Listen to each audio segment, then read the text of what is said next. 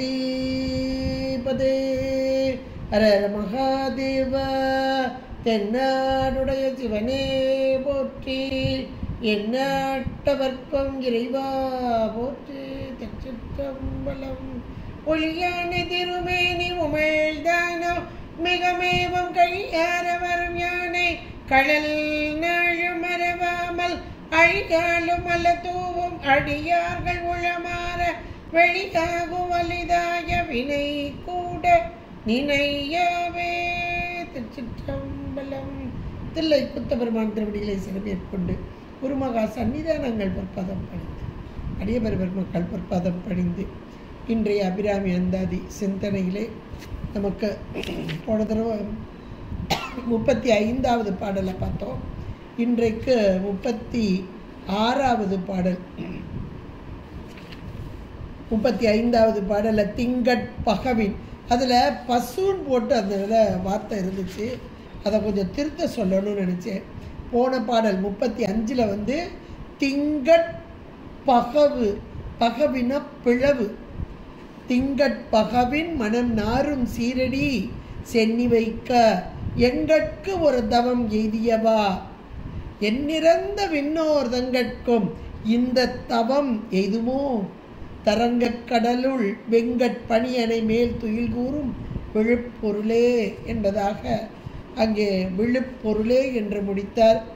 இங்கே மீண்டும் பொருளே, பொருள் முடிக்கும் போகமே, அரும் போகம் செய்யும் மருளே, மருளில் வரும் தெருளே, என் மனத்து வஞ்சத்து இருள் ஏதும் இன்றி ஒளி வெளியாகி இருக்கும் முந்தன் அருளேது அறிகின்றிலேன் அம்புயாதனத்து அம்பிகையே என்பதாக அருமையாக சொல்றார்.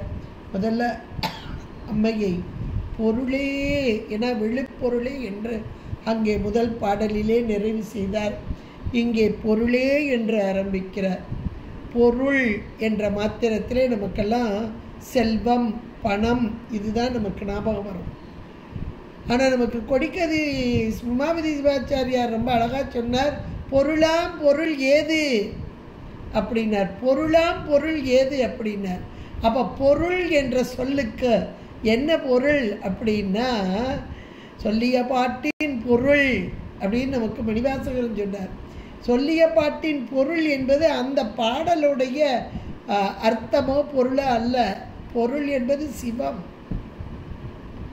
பொருளாம் பொருள் ஏது அந்த சிவத்தை குறிக்கக்கூடியது. நம்முடைய சைவ சித்தாந்தம் சொல்லக்கூடிய மெய்ப்பொருள். இந்த உலகத்து பொருள் என்பது இந்த உலகத்தில் இருக்கக்கூடிய செல்வம். அதுவும் கூட எல்லாத்தையும் சொல்லலாம். பொருள்ன்ற போது பணத்தை மட்டும் இல்லை, மற்ற பொருளையும் பொருள் என்று சொல்லலாம். ஆனால் உலகத்தில் இருக்கும் பொருளெல்லாம் ஒரு காலம் தோன்றி நின்று அழியும் பொருள். அம்மை அப்படிப்பட்டவளா? நித்திய வஸ்து, என்றைக்கும் இருப்பவள். அப்போ பொருளே என்று அவர் சொல்கிறார் என்றால் எவ்வளவு அனுபவிச்ச பாடல் இது. அம்மையை அனுபவித்து சொல்கிறார், பொருளே என்கிறார். அப்போ அந்த பொருள் எது என்றால் சிவமாம் பொருளுக்கு அது குணி. அந்த பொருள் குணி, இது குணம். அப்போ இது என்ன குணம்? கருணை என்ற குணம். அந்த சிவம் என்ற பொருளுக்கு, அந்த குணிக்கு இது கருணை என்ற குணமாக உள்ள பொருள். இன்னும் சொல்லப்போனால் ஒரு பழம் இருக்கிறது என்றால் அந்த பழத்தின் சுவை அம்மை. பழம் சிவம் என்றால் பழத்தின் சுவை அம்மை. குணகுணி சம்பந்தம். இங்கே பொருள் என்பது அந்த பொருளை அனுபவித்தவர்களுக்கு தான் அதனுடைய தன்மை தெரியும். இங்கே அம்மையோடு ஒன்றித்து சதா காலமும் அவள் தரும் அந்த பேரின்பத்திலே திளைத்திருப்பவர் இந்த அபிராமிப்பட்டர். அதனால் இங்கே அனுபவமாக அதிசயித்து சொல்கிறார், பொருளே என்கிறார். அடுத்து இந்த பொருள் என்ற மாத்திரத்திலே இது மெய்ப்பொருள், சத்து பொருள், என்றும் உள்ள பொருள். அப்படிப்பட்ட பொருளாக இருக்கும் அம்மை உயிர்களாகிய நமக்கு இன்னைக்கு உலகத்து பொருள் கிடைச்சிட்டு அப்படின்னா, உலகத்து பொருள் என்றால் உலகத்தில் இருக்க செல்வம். அது செல்வம் மட்டும் இல்லை, செல்வத்திலேயே தலை சிறந்த செல்வம் எதுனா நோயற்ற வாழ்வே குறைவற்ற செல்வம். இப்போ நம்மகிட்ட ஒரு பொருள் இருக்குது அப்படின்னா அந்த பொருளினால் நமக்கு ஒரு பயன் வரணும். அப்போ அந்த செல்வம் அப்படின்னா செல்வம் பெற்றதனுடைய பயன் என்னன்னா நுகர்ச்சி தான், அனுபவம் தான். இப்போ செல்வம் அப்படின்னா நமக்கு உலகத்து செல்வத்தை எடுத்துக்கோங்களேன். அப்போ உலகத்து பணம், அப்போ அதனால் வரக்கூடிய போகம் அனுபவம். இப்போ கடுமையான வெயில் அடிக்குது அப்படின்னா ஒரு இடத்துலேருந்து இன்னொரு இடம் போகிறோம் அப்படின்னா கையில் பொருள் இருப்பவர்கள் நல்ல போகத்தோட ஒரு காரு வண்டி இதில் போவாங்க. அது கூட இன்னும் ஏசி காரில் போகும்போது வெயிலுடைய தாக்கமே அவர்களுக்கு தெரியாது. அப்போ அந்த பொருளின் அனுபவத்தை போகத்தை அனுபவிப்பவர்கள், பொருளினால் வரும் போகம். அப்போ செல்வம் என்பது இந்த உலகத்துக்குரியது, அது ஒரு காலம் இருக்கக்கூடியது தான். அப்போ அதனாலேயே ஒரு போகம், அது சிற்றின்பம் தான் சில காலம். அந்த போகத்தையும் அனுபவிக்கிறதுக்கும் உடல் ஆரோக்கியமும் இருக்கணும். இப்போ கையில் நல்ல பழம் கிடச்சிருக்கு அப்படின்னா அந்த பழத்தை சாப்பிட்றதுக்கு என் உடல் ஆரோக்கியம் இருக்கணும். ஒரு பழம் மாம்பழம்னா நல்ல சுவையானது, இப்போ அது எனக்கே உரிய பொருள், அதை நான் உண்ண வேண்டுமென்றால் என்னுடைய உடல் ஆரோக்கியமாக இருந்தால் தான் நான் உண்ண முடியும். அப்போ இந்த பொருள் எப்படிப்பட்ட பொருள்? இது மெய்ப்பொருள். உலகத்த பொருளை போல தோன்றி நின்று அழியும் பொருள் இல்லை, மெய்ப்பொருள். உயிர்களாகிய நமக்கு போகத்தை கொடுக்க வந்த பொருள். அடுத்தாப்புல சொல்றார், முதல்ல பொருளே அப்படின்னார், பொருள் முடிக்கும் போகமே என்றார். அப்போ பொருள் என்பது உலகத்தில் வரக்கூடிய பொருள் செல்வம் என்றால் அதனால் வரும் போகம் நமக்கு தெள்ள தெளிவாக தெரியும். இதே போல இந்த மெய்ப்பொருள் சத்து பொருள் அது கொடுக்கும் போகம் எது அப்படின்னு ஒரு கேள்வி நம்ம எழுப்பணும். உலகத்தில் இருக்க செல்வத்தினால நமக்கு ஒரு இன்பம் வருகிறது, எதை நினைக்கிறோமோ அதை வாங்குகிறோம், அதை அனுபவிக்கிறோம். இதே போல இந்த பொருள் மெய்ப்பொருளினால் நமக்கு வரும் போகம் என்ன? அது நமக்கு பயன் நிலைக்கு வரும்போது தானே ஆகா இந்த பொருள் எனக்கு எவ்வளவு நன்மையை தருகிறது அப்படின்னு ஒரு வியந்து, இந்த பாடலே வியந்து வியந்து சொன்னது. அனுபவத்தினால் அந்த வியப்பு, அவர் அனுபவித்தார், அதனால் வந்த வியப்பு. அப்போ இந்த பொருள் மெய்ப்பொருளாகிய அம்மை இவள் தரும் போகம் என்ன என்றால் நம்முடைய சைவ சித்தாந்தம் மிக தெளிவாக நமக்கு எடுத்துரைக்கிறது. உயிர்களாகிய நமக்கு உடல் கொடுத்து ஐந்தொழிலை புரிபவள் அம்மைதான். டிபார்ட்மெண்ட் போட்டு செய்கிறா. பிரம்மனுக்கு படைப்பு தொழிலை கொடுக்கிறார், திருமாலுக்கு இங்கே காத்தல் தொழிலை கொடுக்கிறாள், அழித்தல் தொழிலை ருத்ரனுக்கு கொடுக்கிறாள், மறைத்தல் தொழிலை மகேஸ்வரனுக்கு கொடுக்கிறாள், அருளல் என்ற தொழிலை அங்கே சதாசிவத்திடம் கொடுக்கிறார். இப்படி ஐந்தொழிலையும் நடத்தும் அம்மை ஐந்தொழிலும் போக வடிவம், ஐந்தொழிலும் உயிர்களுக்கு நன்மை தருதல். இப்போ இந்த பொருள் முடிக்கும் போகம்னு இருக்கு. அப்போ போகம் என்பது உயிர்களாகிய நமக்கு போகம் என்பது படைத்தல், காத்தல், அழித்தல், மறைத்தல், அருளல் என்ற ஐந்தொழிலுமே நமக்கு போகம்தான். ஐந்தொழிலையும் தரும் அம்மை இந்த பொருள் மெய்ப்பொருள் சத்து பொருளாகிய அம்மை இதையெல்லாம் தந்து இன்னைக்கு உடம்பு இருக்கிறதுனால தான் நமக்கு அனுபவம். அப்போ பொருள் முடிக்கும் போகம்னு சொல்லும் போதே உங்களுக்கு இப்போ புரிஞ்சிருக்கணும். அதுலேயும் உண்மை விளக்கம் எல்லாருக்கும் தெரியும், அதனால் கண்டிப்பாக இது புரியும். அம்மைதான் போகத்தை தருபவளாக, அதுலேயும் வினைக்கு ஈடாக இருக்கும் உயிர்கள், அது நோயோடு கூடிய உயிர்கள். ஆணவம் என்னும் நோய், அந்த நோயோடு கூடிய உயிர்களுக்கு ஒரு போகத்தை கொடுக்கிறார். நோய் நீங்கிய உயிர்களுக்கு வேறு வகையான போகத்தை கொடுக்கிறார். ஒரு வீட்டில் ஒரு குழந்தை காய்ச்சலில் இருக்குன்னா அந்த குழந்தைக்கு என்ன கொடுக்க வைப்பாங்க? அம்மா பாப்பா ஐயோ காய்ச்சல் தீயா இருக்குது அப்படின்னு கொஞ்சம் கஞ்சி வச்சு கொடுப்பா, அல்லது மருந்து கசப்பான மருந்து கொடுப்பா. இந்த காய்ச்சல் இல்லாமல் ஆரோக்கியமாக விளையாடுற குழந்தை இன்னொன்று இருக்குது, அந்த குழந்தைக்கு நல்ல பாயாசம் அல்லது இனிப்பான பண்டம் இதெல்லாம் கொடுப்பா. அதுக்கு மட்டும் கொடுக்குறாளே அம்மா, நமக்கு கொடுக்கலையே, இந்த குழந்தை ஏங்கி தான் தவிக்கும். சின்ன குழந்தைக்கு என்ன தெரியும்? தெரியாது. ஏன் கொடுக்கலன்னு தெரியாது, அதுக்கு புரியாது, சொன்னாலும் புரியாது. அது எனக்கு கொடுக்கலையேன்னு தான் அழுகுமே ஒழிய அந்த குழந்தைக்கு கொடுத்துருக்க, அவனுக்கு அண்ணனுக்கு கொடுத்துருக்க, தம்பிக்கு கொடுத்துருக்க, எனக்கு கொடுக்கலையேன்னு தான் அழுகுமே ஒழிய ஏன் தனக்கு தரலை என்பது அதுக்கு புரியாது. இதே நிலைமையில தான் நாம் இருக்கோம். அவங்கெல்லாம் அனுபவிக்காங்க, எனக்கு அனுபவம் இல்லையே, அவங்க சாமியே கும்பிடலை, அவங்களுக்கு அனுபவம் கிடைக்குது அப்படின்னு ஒரு சிறு பிள்ளையை போல, சிறு பிள்ளைக்குரிய தன்மை தான் நம்மகிட்ட இருக்குது. தவறு இல்லை, இது நம்முடைய அறியாமையினால். ஆனால் இந்த அறிந்து அனுபவித்த அருளாளர்கள், அதில் அபிராமி பட்டர் அப்படியே அறிந்து அனுபவித்து அதிசயித்து பாடுகிறார். இந்த பொருள் மெய்ப்பொருள், பொருளே என்றால் அந்த பொருளினால் முடிக்கும் போகம் என்ன? போகம் என்றால் யாருக்கு எந்த போகத்தை கூட்டி வைக்க வேண்டுமோ வினை போகம். வினை போகத்தை இந்த உடம்போடு கூடி உடம்பை கொடுத்து அந்த போகத்தை கொடுத்து அந்த போக அனுபவத்திலும் உடனாக இருந்து, இது ரொம்ப ரொம்ப மேலான ஒன்று, உடனாக இருக்கிறாள். திரோதாயி என்ற நிலையிலே அம்மை உடனாக இருந்து செலுத்தி, எதற்காக? அனுபவித்து அனுபவித்து கழித்து கழித்து, எதை? வினையை கழித்து கழித்து, வினை கழிவு நடக்கும்போதே இங்கே ஆணவமலம் என்ற ஒரு பொருள், இருளான பொருள் தேய்ந்து தேய்ந்து தேய்ந்து, இதையெல்லாம் இந்த ப்ராசஸ் எல்லாமே மறைப்பாக செய்யப்படுகிறது. நமக்கு தெரியலை, ஏன் எதுக்குன்னு தெரியலை.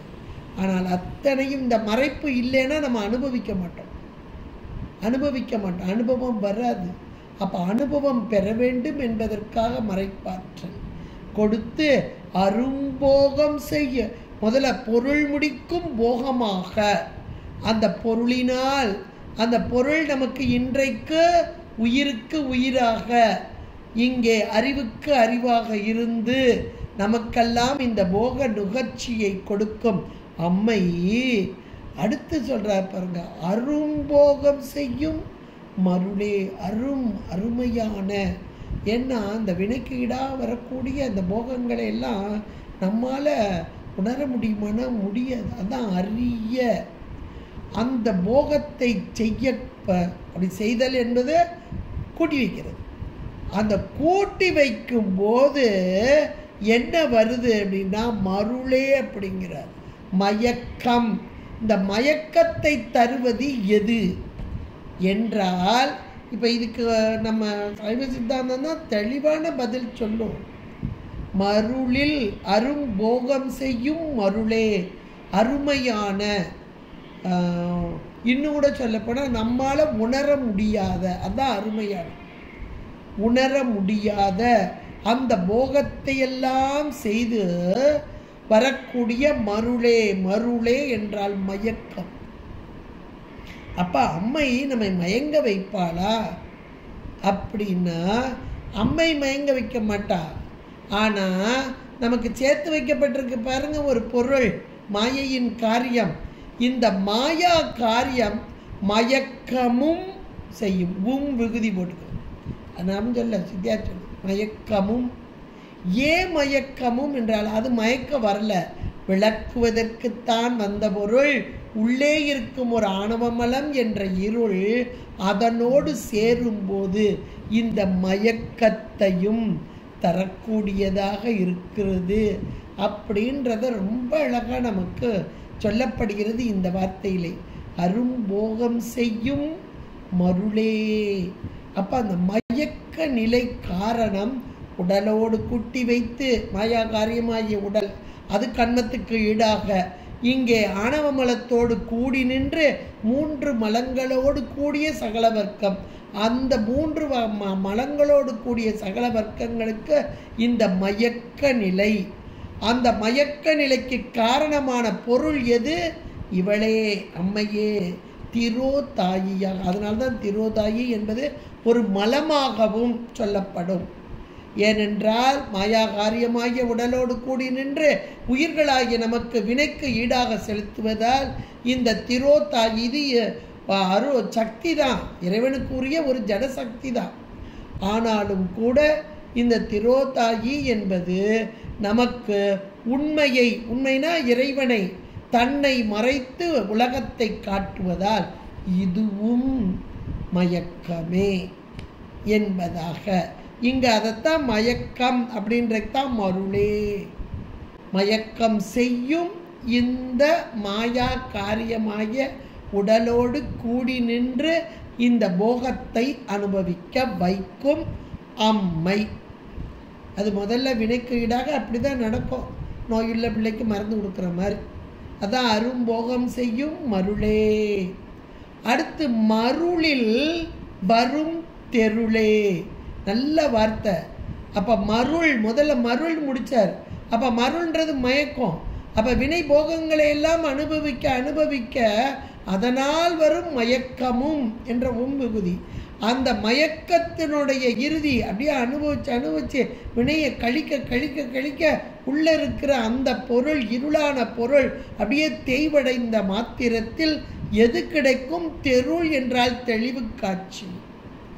அப்போ மருளில், அப்போ மயக்கமாகிய இந்த வினைபோகத்தை அனுபவித்தால் அன்றி நமக்கு தெளிவு என்பது கிடைக்காது. அப்போதான் இப்போ இவ்வளவு நாளும் திரோதாயியாக நின்று நம்மை நடத்திய இந்த அம்மை இதே திரோதாயி தான், இறைவனுடைய ஆற்றல் தான்.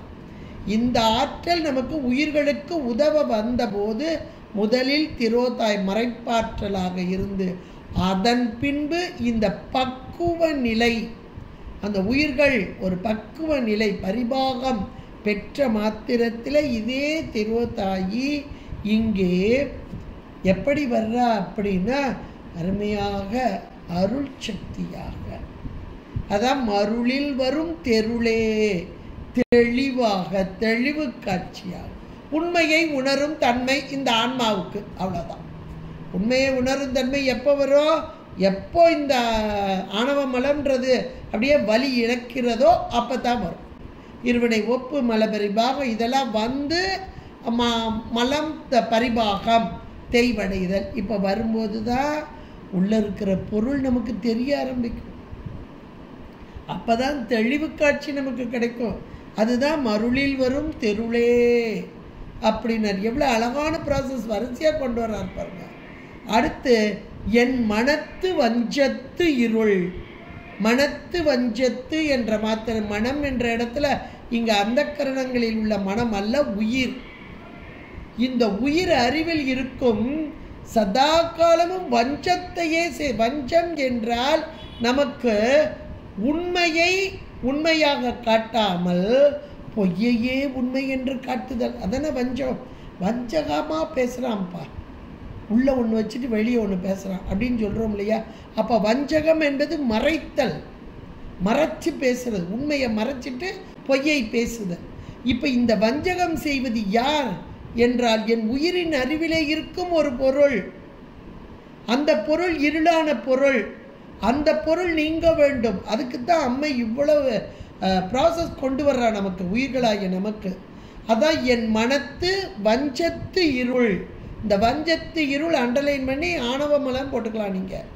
வஞ்சத்து இருள் ஏதும் இன்றி. அப்போ வஞ்சத்து இருள் அகன்றது என்றால் அப்போ இருள் நீங்கிட்டா என்ன வரும்? ஒளி வந்துடும். அவ்வளோதான். இருள் நீங்கிட்டா ஒளி தானே. இன்றென கருளி இருள் கடிந்துள்ள, இருள் கடிந்து நீக்குதல். இருள் கடிந்துள்ளத்து எழுகின்ற ஞாயிறே போன்று. இருள் நீங்கியது என்றால் ஒளி வெள்ளமாக, அதாவது ஞாயிறு சூரியன் அதிகாலை நேரத்தை ஞாபகம் வச்சுக்கோங்க. 5:45 6 போகுது அப்படின்னா இவ்வளவு காலம் மேகமூட்டம் கரு கரு கருன்னு இருந்துச்சு, இருட்டாக இருந்துச்சு. இப்போ ஒளிக்கீற்றுகள் வர ஆரம்பிச்சுட்டு வந்த மாத்திரத்திலே அங்கே ஆகாயம் எங்கும் அப்படி ஒளி வெள்ளம், இந்த சூரியனுடைய ஒளி வெள்ளம் பரவி நிற்கும் காட்சியை நம்ம பார்க்கலாம். செவ்வானமாக காண்பிக்கும். அது அதிகாலை நேரத்தில் நல்ல சிவந்த நிறம், அருமையாக ஒரு காட்சி இருக்கும். இங்கே அதைத்தான் சொல்கிறார். அப்படிப்பட்ட ஒரு அருமையான காட்சியை கொண்டு வருகிறார் நமக்கு கண் முன்பாக, மனக்கண்ணின் முன்பாக. என் மனத்து, மனம் என்பது உயிர், அந்த உயிரிலே இருக்கக்கூடிய வஞ்சத்து இருள் வஞ்சத்து இருள் என்பது ஆணவமலம், இது அறியாமையை செய்யக்கூடியது. அப்படிப்பட்ட இருள் ஏதும் இன்றி நல்லா அழுத்தப்பட்டு இன்னும் சொல்லப்பட்டால் தேய்வடைய செய்து, இந்த தேய்வடைகிறதுக்கு தான் முன்னாடி இருக்கிற போகம், அரும்போகம் அப்படின்னு சொன்னார் இல்லையா. அந்த போகன்றது இப்போ நம்ம அனுபவிக்கிற அனுபவம் தான். இது வர வர வர வர வர வினை அப்படியே கொஞ்சம் கொஞ்சமாக நீங்கி இருவன ஒப்பு மலபரிபாக அடைஞ்சு இந்த அடுத்த நிலை மனத்து என் மனத்து வஞ்சத்து இருள் ஏதும் இன்றி. இருள் ஏது இன்றின்னு சொன்ன மாத்திரத்தில் என்ன வந்துடுது? ஒளி.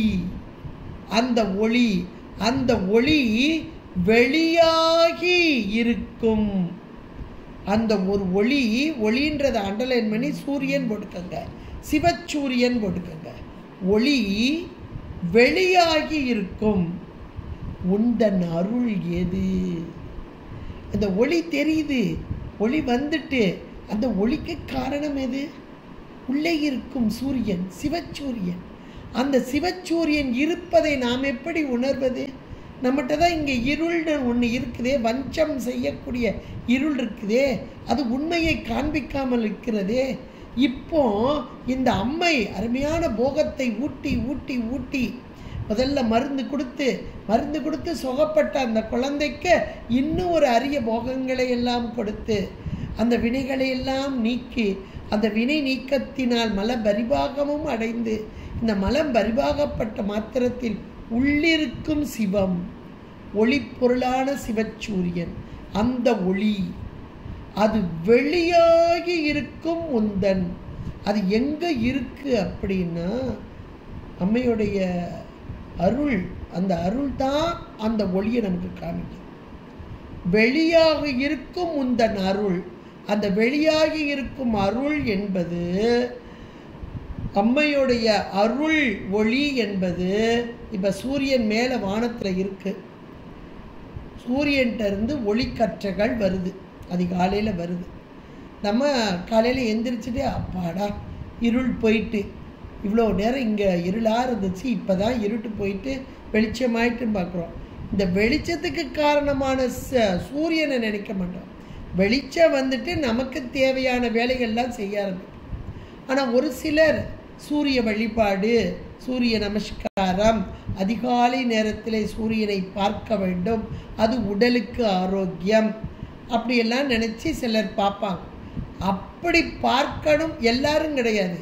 100 பேர் இருந்தால் ஒரு 10 பேர் செய்வாங்க, பார்க்கணும்னு பார்ப்பாங்க. இப்போ அப்படி பார்க்கணும்னு நினச்சவங்களுக்கு அந்த சூரியனை காண்பிப்பது எது? அந்த சூரியனிடமிருந்து வெளிப்பட்ட ஒளி, அதன் மூலமாக பார்த்தால் சூரியன் தெரியும். ஒரு டார்ச் லைட் கொண்டா சூரியனை பார்க்கணும் அப்படின்னு சொல்ல முடியுமா? முடியாது. இதே ப்ராசஸ் தான். இப்போ அம்மையுடைய அருள் தான் நம்மை நடத்தி கொண்டு இருக்கிறது. எங்கேருந்து நடத்துது? உயிருடைய அறிவில். அப்படி உயிரின் அறிவிலே இருந்து நடத்தும் அம்மை இதுக்காரும் உயிரின் அறிவிலே இருக்கும் இருள், அறியாமை என்ற இருள், அதை அப்படியே நீக்குவதற்கு தான் இவ்வளோ ப்ராசஸ் கொண்டு வர்றார். அப்படி நீங்கிய மாத்திரத்திலே அந்த இருள், அதாவது வஞ்சத்து இருள், அறியாமை என்னும் ஒரு காரியத்தை செய்கிறது. அறியாமை எந்த ஒன்றையும் அறிய விடாமல் செய்கிறது, அதான் வஞ்சம். உண்மையை உணர விடாமல் செய்யும் வஞ்சத்து இருள் ஏதும் இன்றி அந்த ஒளி, இதுகாரும் உள்ளுக்குள்ளே நமக்கு உயிருக்குயிராக இருக்கும் சிவம், அந்த ஒளி வெளியாகி இருக்கும். அப்படியே முழுக்க வெட்ட வெளியாக அழகா சூரியன் தெரியுது. அப்படி இருக்கும் உந்தன் அருள் ஏது? அப்படி அழகாக கொண்டு வர்றார். அம்மா அந்த ஒரு தெளிவு, அந்த தெளிவில் அப்படியே ஒளி வீசக்கூடிய அந்த சிவச்சூரியன் அது எப்படிப்பட்டதாக இருக்கின்றத நான் உணர்றதுக்கு உன்னுடைய அருள், உந்தன் அருள் எது? எப்படிப்பட்ட அருளா நீ காமிக்கலைன்னா என்னால் பார்க்க முடியாது. நீ காமிக்கலைன்னா என்ன அறிகின்றேன், என்னால் உணரவே முடியாது அப்படின்றத ரொம்ப அழகா. ஏன்னா இது அனுபவ பொருள், அனுபவத்தை நமக்கு உணர்த்தும் பொருள். அனுபவமாக அவங்க அனுபவித்தது, அதிசயித்தது. ஆகா, இவ்வளோ பெரிய அருமையான போகத்தை நமக்கு கொடுத்தாலே அம்மை அப்படின்னு அதிசயித்தது. மகா போகாயை, நமக்கு சகஸ்ரநாமம் ரொம்ப அழகாக சொல்லுது. மகா போகாயை, செல்வத்தை எல்லாம் கொடுக்கும் இவள். திருவே, வசுதா, இதெல்லாம் செல்வத்தை கொடுக்கும் நாமாவளியாக நமக்கு அமைந்து உள்ளது. மகா மாயா, மாயா சர்வ மோகினி. இப்போ இதில் மாயையாக, மாயையின் காரியமாக நமக்கு கூட்டி வச்சு அப்படியே அதனோடு அந்த போகத்தை எல்லாம் நமக்கு தரும் அம்மை. எவ்வளோ அழகாக ஒன்றுன்னா சொல்லிட்டு வர்றார் பாருங்க. அப்படியே அந்த தியானத்தில் இருந்து அம்மையை கண்டு அம்மையோடு ஒன்றித்து இருந்து அவள் தரும் போகத்தை அனுபவித்த இவர் எதற்காக என்றால் இந்த அறியாமை என்ற இருளை நீக்குவதற்குத்தான் இத்தனை ப்ராசஸ்.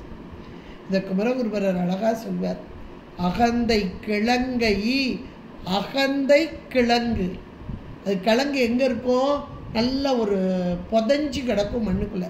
அகந்தை கிழங்கை அகழ்ந்து எடுக்கும் தொழும்பர் உலக்கோயிற்கு ஏற்றும் விளக்கே.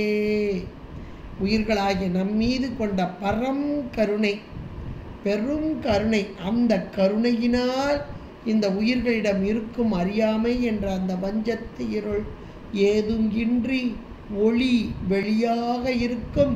உந்தன் அருள் ஏது, அம்மாவுடைய அருள் எப்படிப்பட்ட தன்மை என்று என்னால் அறிய முடியலையே, அறிகின்றேன். அவரே வியந்து சொல்கிறார், அதிசயப்பட்டு சொல்கிறார், என்னால் உணர முடியவில்லையே என்று வியந்து சொல்லிய அபிராமிப்பட்டர் கடைசியாக சொல்கிறார், அம்மை இருக்கும் இடம் எது அப்படின்றத ரொம்ப அழகாக ஏற்கனவே இப்போ 2-3 பாட்டிலே நம்ம சொல்லியிருக்கோம்.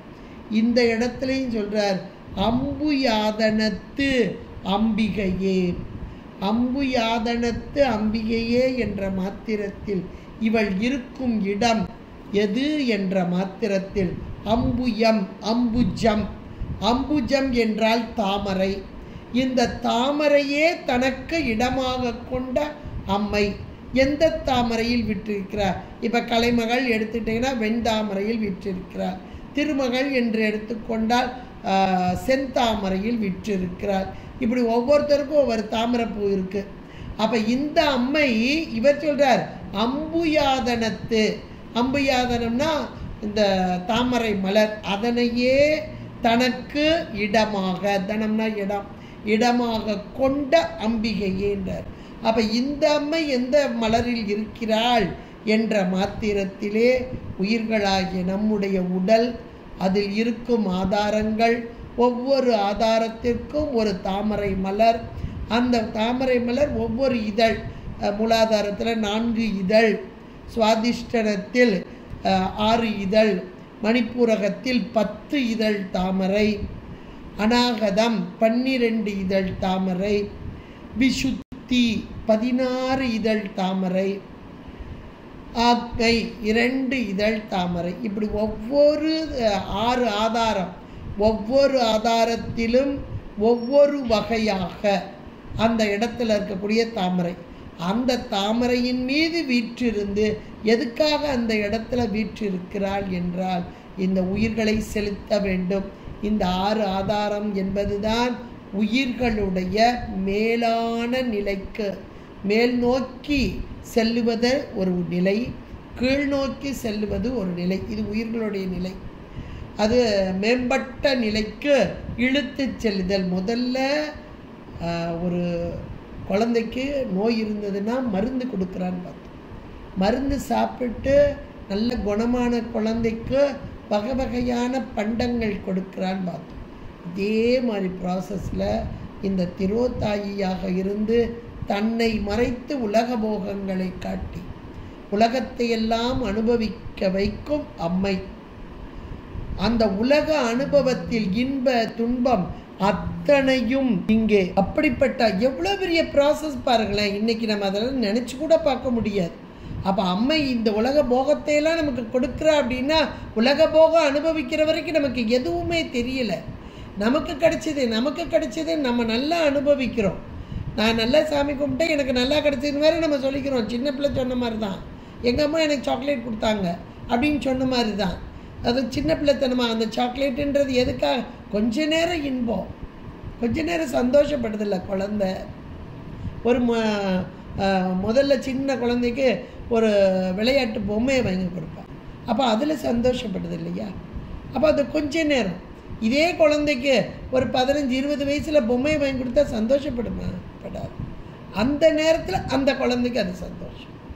இதே போல் ஒவ்வொரு கட்டத்திலையா பேதித்து நம்மை வளர்த்தெடுத்த பெய்வளை அப்படி கொஞ்சம் கொஞ்சமாக வளர்க்குறது. அப்போ அந்த வளர்த்தல் என்பது எப்படின்னா எங்கே இருந்து செய்கிறா அதைத்தான் இந்த கடைசி வார்த்தையில். ஏன்னா பொருளே பொருள் முடிக்கும் போகமே அரும் போகம் செய்யும் மருளே மருளில் வரும் தெருளே என் மனத்து வஞ்சத்து இருள் ஏதும் இன்றி ஒளி வெளியாகி இருக்கும் உந்தன் அருள் ஏது அறிகின்றிலேன் என்று சொல்லி நீ எங்கிருந்து இவ்வளோ ப்ராசஸையும் செய்கிற அப்படின்னா அம்மை எங்கிருந்து செய்கிறார்? உயிரின் அறிவில் இருந்து செய்கிறார். அப்போ அந்த உயிர் என்பது ஒரு அறிவு பொருள். அறியாமை என்ற இருளோடு கூடியிருக்கிறது.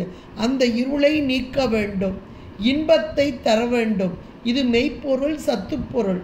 அப்படிப்பட்ட இன்பம் என்பது எது என்றால் சிவமே. போகம் நமக்கு சிவபோகம் என்பது தான் பேரானந்த நிலை. அந்த ஆனந்த நிலைக்கு நம்மை அழைத்து செல்வது யார் என்றால் இந்த அருளே. இன்றைக்கு உலக போகத்தை அனுபவிக்கும் போதும் இந்த அருள்தான். அது திரோதாயி என்ற பெயரோடு, அதனால தான் அதுக்கு ஒரு மலம் என்று சொல்வார்கள் திரோதாயியர். இந்த உலக போகத்தை அனுபவிக்கும் போதும் உடனாக இருந்து சிவத்திடம் கொண்டு வந்து சேர்க்கும் போதும் அருளாக இருந்து, அப்படிப்பட்ட அருளாக இருக்கும் அம்மை எங்கிருந்து செய்கிறாள் அப்படின்னு ஒரு கேள்வி எழுந்தா கடைசி வார்த்தை அம்புயதானத்து. அம்புயாதனத்து அம்பிகை. அம்புயா என்ற மாத்திரத்தில் அம்புஜம் தாமரை. அந்த தாமரை எங்கே இருக்கிறது? நம்முடைய உடலிலே இருக்கிறது, ஆதாரங்களாக இருக்கிறது. இந்த ஆதாரத்தில் ஒவ்வொரு ஆதாரத்திலையும் நிறுத்துறா, கொண்டு வந்து உயிரை கொண்டு அந்த பக்குவ நிலைக்கு ஏற்றாற் போல நிறுத்துறா. அப்படி நிறுத்தி நிறுத்தி நிறுத்தி மேல் நோக்கிய நிலையை நோக்கி செலுத்துகிறார். அப்படி மேல் நோக்கி செலுத்தப்பட்ட உயிர் மேலான நிலை அக்னை அப்படின்ற இடத்துக்கு வந்த மாத்திரத்தில் இந்த உயிர்களுக்கு அந்த ஆனந்தம் என்ற ஒன்று கிடைக்கிறது. இது ஆதாரத்திலேயே கிடைக்குது.